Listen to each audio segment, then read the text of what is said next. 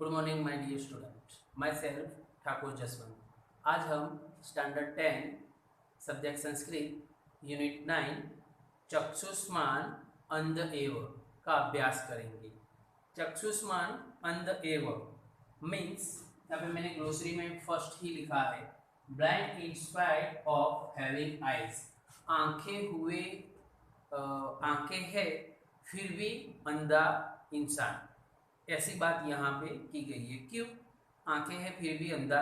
तो ये जो स्टोरी है, यहाँ पे जो ब्रह्मा जी की सभा है वहाँ पे सामवेद का गान हो रहा है। उसमें दुर्वासा ऋषि है, तो दुर्वासा ऋषि बाय मिस्टेक थोड़ा रुक जाते हैं। तो जो सरस्वती देवी है, जो ब्रह्मा जी की डॉटर है, वो थोड़ा हंसती है। तो उसे हंसता देखकर ब्रह्मा जी को गुस्सा आ जाता है और वो गुस्से में उसे श्राप दे बैठते हैं कि तुझे पृथ्वी लोक पर अवतरना पड़ेगा, यानी कि जाना पड़ेगा। तो बाकी सब ऋषि मुनि तो मौन हो जाते हैं, साइलेंट हो जाते हैं, लेकिन जो ब्रह्मा जी है उनकी डॉटर को ऐसा श्राप मिला है, तो वो उनको बोध पाठ देते हैं। क्या बात को बोध पाठ देते हैं, क्या उनको कहते हैं, वो पूरा जो लेसन है उसमें बताया गया है। लेकिन यहाँ पे हमको क्या सीख मिलती है, यहाँ पे बोध क्या मिलता है हमें? तो गुस्सा जो व्यक्ति करता है उसका जो हाव भाव कैसे है, उसका चेहरा कैसा हो जाता है, वो सब यहाँ पे हमको बताया गया है। और गुस्से से क्या हानि होती है ये भी हमें यहाँ पे बताया गया है। ओके, तो मैं पाठ का ये जो लेसन है उसका ट्रांसलेट शुरू करने जा रहा हूँ। यहाँ पे जो ग्लोसरी लिखी है आपको आपकी नोटबुक में 3 टाइम राइट करनी है। ओके,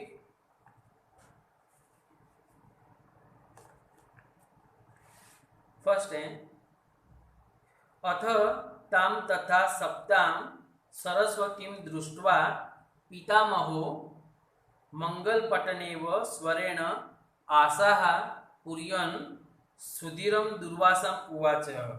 मीन्स, अब सरस्वती को उस प्रकार शापित हुई यानी कि शाप दिया है जिसको, वैसी पितामह ने देखकर पितामह ब्रह्मा जी ने मंगलकारी नगाड़े जैसे स्वर में, यानी कि बहुत जोर ऊंचे स्वर में सभी दिशाओं को भर देते जैसे गंभीरता पूर्वक दुर्वासा मुनि को बोला।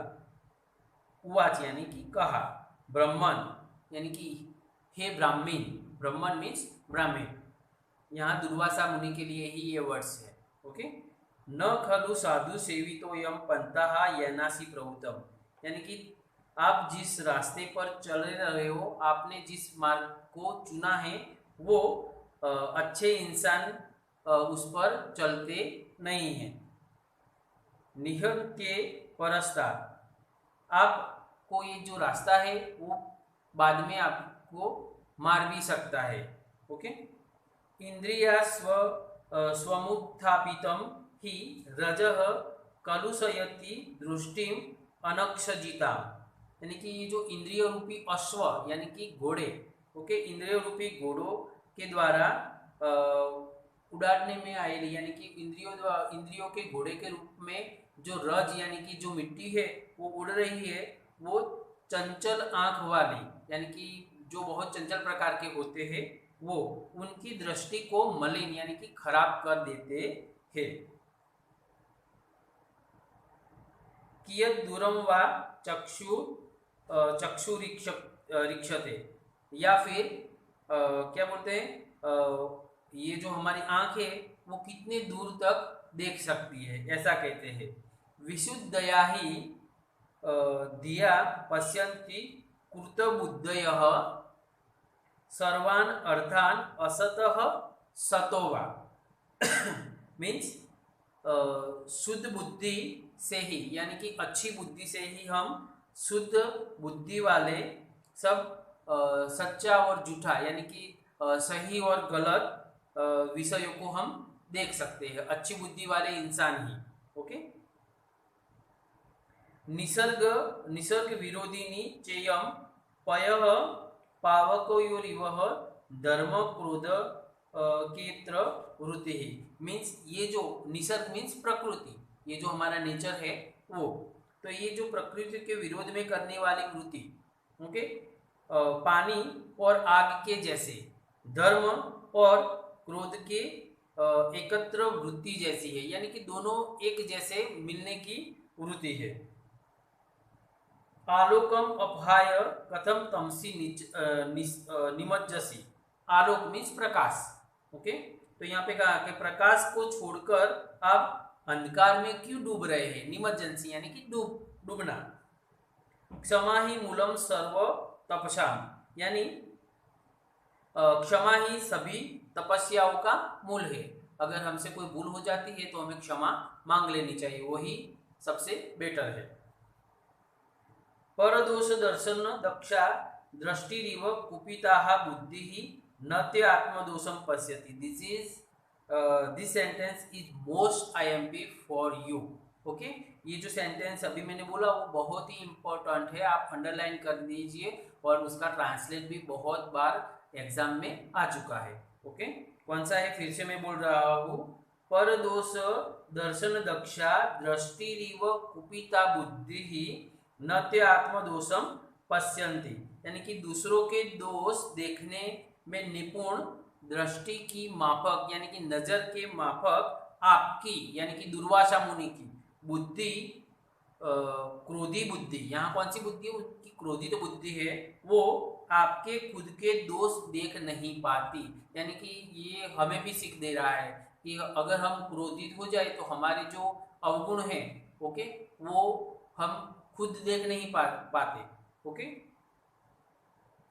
क्व महातपोभार वैवधिकता क्व पुरोभागित्व। यहाँ पे दो क्वेश्चन है, कहाँ महान तप के जो भार होता है उसके कारण उसको सहन करने की शक्ति, और कहाँ दूसरों के दोष देने की दोष देखने की वृत्ति। ये दोनों ऑपोजिट है, कोई होता नहीं इसमें, ओके। अतिरोषण चक्षुष्मान अंध एव जनः।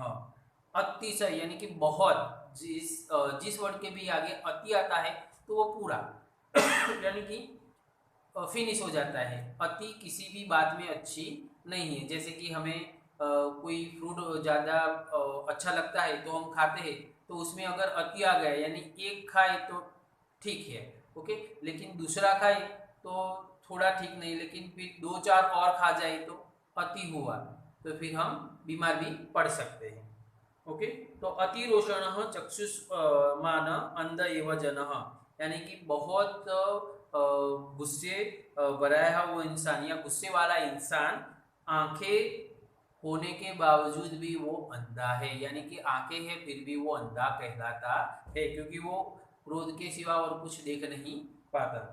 नहीं कोप कलुषिता विमृशति मति ही कर्तव्यम अकर्तव्यम वा, यानी कि गुस्से से मलिन हुई बुद्धि, यानी गुस्से से हमारी जो बुद्धि कुंठित हो जाती है, कुछ सोच नहीं सकती, वैसी बुद्धि करने योग्य या न करने योग्य कार्य का विचार करती नहीं है या सोच भी नहीं सकती है, ओके। हमारी ऐसी बुद्धि हो जाती है। कुपितस्य प्रथमम अंधकारी भवती विद्या। देखो अब यहाँ पे जो गुस्से करने वाला इंसान है उसके साथ क्या क्या होता है, तो ये बात कही गई है, यानी कि गुस्से हुआ इंसान की पहले विद्या नाश हो जाती है, यानी कि सरस्वती देवी का नाश हो जाता है। तो फिर क्या होता है, विद्या नाश होती है तो उसे कुछ अच्छा सूझता ही नहीं है, ओके। ततो भ्रुकुटी, उसके बाद उसकी भ्रमर में फर्क पड़ता है, ये जो होती है ना भ्रुकुटी, ओके, वो थर थर थर कांपने लगती है। आदौ इंद्रियाणि रागः समास्कंदन्ति, यानी कि उसके बाद शुरुआत में आसक्ति मीन्स लालाश, उसका चेहरा लाल हो जाता है, इंद्रियों पर आक्रमण करता है, यानी कि उसका जो पूरा जो चेहरा है वो लाल हो जाता है गुस्से से।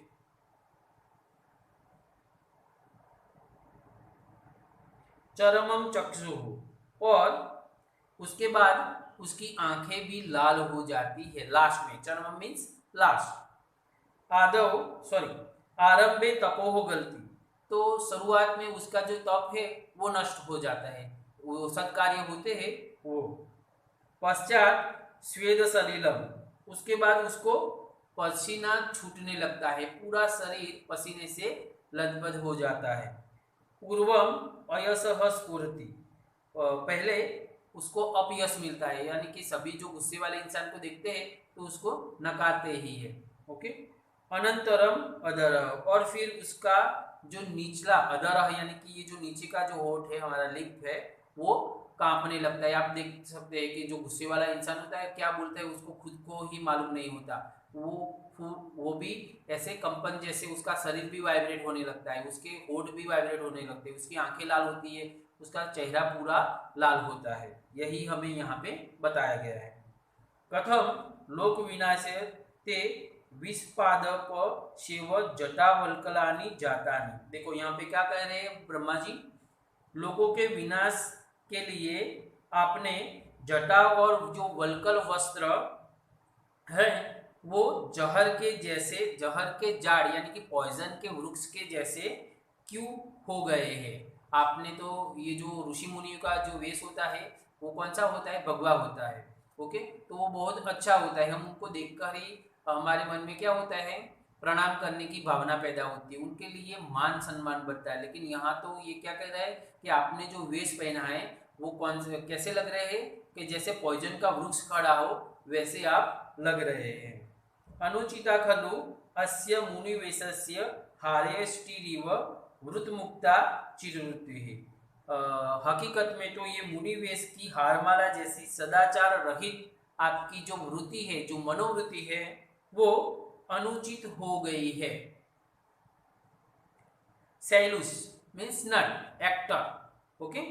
इव वृथावसी कृत्रिमम अल्प समशून्येन चेतसा तापसा कल्पम, यानी कि आप नट की तरह यहाँ वहाँ व्यर्थ कृत्रिम बिना शांति के मन से तपस्वी के वेश को वहन कर रहे हैं। आप मन से ही तपस्वी के वेश को वहन कर रहे हैं, आप कृत्य तो कोई और कर रहे हैं, गुस्सा कर रहे हैं। तपस्वी कभी गुस्सा करता नहीं है, वो शांत ही रहता है। अल्पमपि न ते पश्यामि कुशल जातम, आपके अंदर मैं बुद्धिशाली व्यक्ति का जरा सा भी अंश देख नहीं पा रहा। तो वो क्या कर रहे हैं ब्रह्मा जी, आपके अंदर में बुद्धिशाली व्यक्ति का एक मात्र भी, इतना मात्र भी अंश में देख नहीं पा रहा। ओके, तो ये जो स्टोरी है हमें हर्ष चरित के प्रथम उच्छ्वास में से मिली हुई और यहाँ पे ट्रांसलेट किया है आपके लिए। तो इस स्टोरी में हमने क्या सीखा, तो हमें कभी भी क्रोध करना चाहिए नहीं, यानी कि गुस्सा करना नहीं चाहिए। गुस्से से क्या होता है, हमारी जो बुद्धि है वो नष्ट हो जाती है, हमारी जो सरस्वती यानी कि विद्या की जो देवी है, हमारी जो विद्या है वो नष्ट हो जाएगी। तो कभी भी गुस्सा करना नहीं है। ओके, तो यहाँ पे हम ये लेसन खत्म कर रहे हैं, फिनिश कर रहे हैं। ओके, तो आपको क्या करना है, जो ग्लोसरी बोर्ड पर दी गई है वो आपकी नोटबुक में 3 टाइम राइट करना है और उसके बाद ये एक्सरसाइज लिखनी है। Okay, thank you.